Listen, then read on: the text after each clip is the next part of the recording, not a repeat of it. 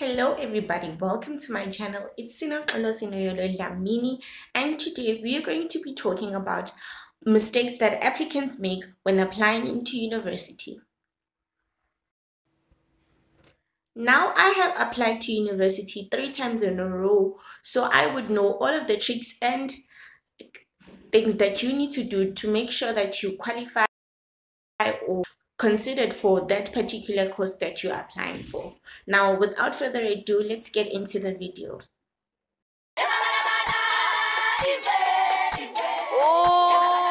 Is not following the guidelines.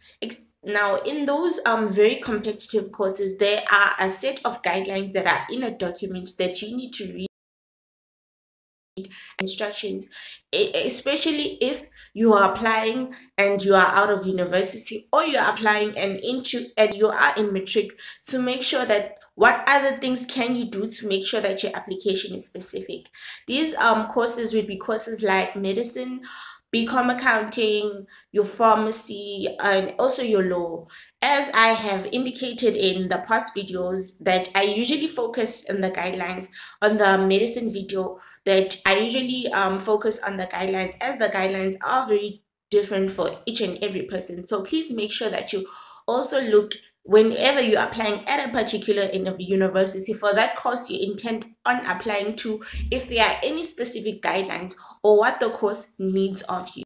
Next mistake that an applicant would make is applying into a course that you do not qualify for.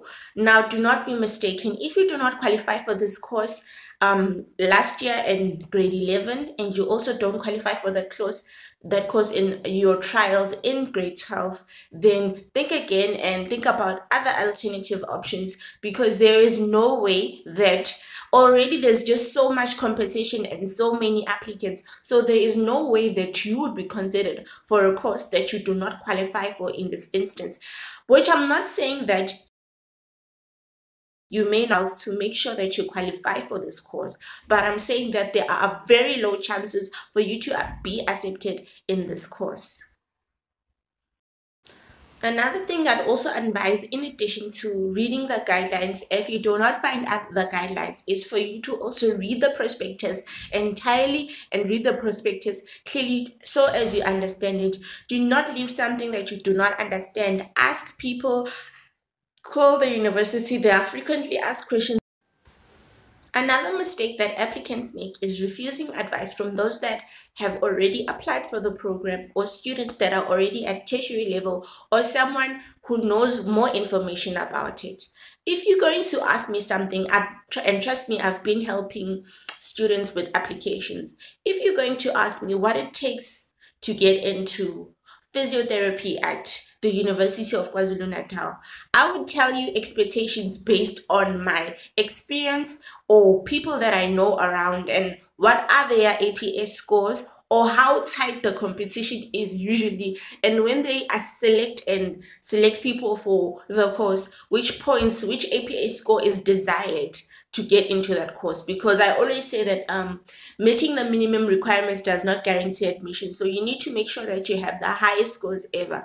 So if then now you do not follow my advice as someone that is trying to help you, or you do not follow somebody else's advice because you know that in the prospectus it is written so and so, you will not get in, because they know much more or know very well about what the requirements are for that particular course. So please guys, I'd advise you to please make sure that you do follow people's advice with regards to getting into these courses.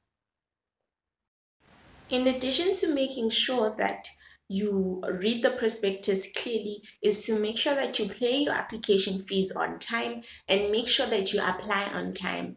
If a certain program finishes applications on the 30th of June, make sure you meet that deadline. Another mistake that applicants would make is not going for career guidance first before applying. It is important that you do a lot of research for what course you want to apply for, just to make sure that this is the course that you want to do for the rest of your life.